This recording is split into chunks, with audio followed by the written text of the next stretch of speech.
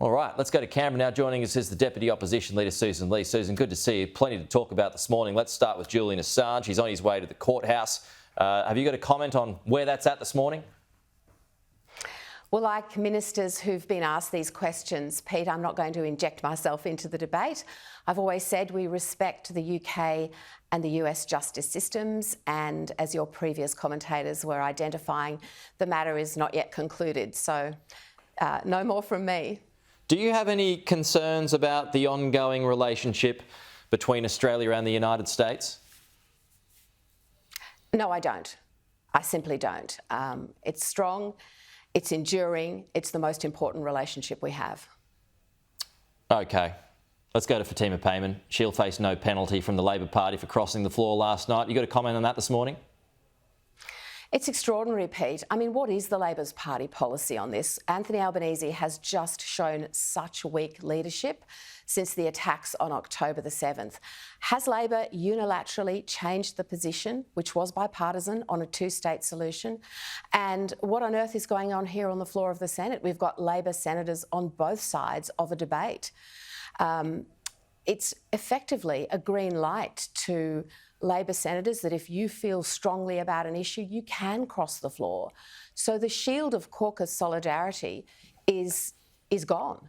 And no one has crossed the floor in Labor since 1986. It's clearly not Labor Party policy that you do break that caucus solidarity. But here is a clear message that if you feel strongly about something, then you can. Yeah, well, I mean, what's the difference, though? Because members of the Liberal Party cross the floor quite often. And we're Liberals, Pete, and that's why I'm a Liberal, and that's something that our party believes in. But it's not what the Labor Party believes in, and they've always said caucus solidarity is supreme. Now, I've been here for 2 decades, and I know there have been issues that Labor Party members have felt really, really strongly about, but they have maintained that caucus solidarity. Well, that's gone now. This is a big test for Anthony Albanese and for his leadership. Final one on AEMO this morning. It's railed against your nuclear push, so you don't have a friend in AEMO this morning. It's getting behind renewables. It also claims renewables and the transmission is well behind schedule. What's your thoughts on that report this morning? So well behind schedule. That's what AEMO has been saying, and we'll go through that report in detail, Pete, but it also warned recently of blackouts, brownouts, and not enough gas in the system over a very cold winter. So it's so vital that people understand that while the coalition supports renewables and gas and nuclear, Labor has a renewables-only approach, and it is failing miserably. It is not keeping up. That's clear from the report and from all the information we've been given. Meanwhile, we've got the Environment Minister boasting about reducing the number of gas project approvals.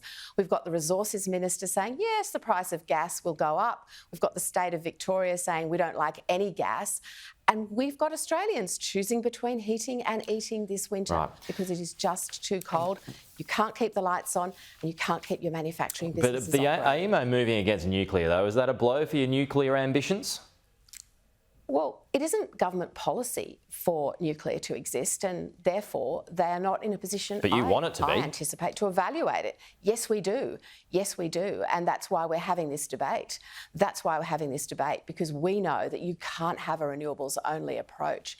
Well, if you've got 90% of power exiting the grid in the next decade and you haven't got secure baseload power, because all Labor talks about, and I've been listening to it all this week, Pete, is renewables, renewables. They're not actually able to say how you can stabilise the grid. In fact, the Environment Minister said earlier this week that hydrogen wasn't really at scale and, you know, probably couldn't do the job. They were my words, but definitely that was the interpretation. Okay. So, you know, what actually is going to provide secure baseload power? What is going to supply the baseload power that our businesses need?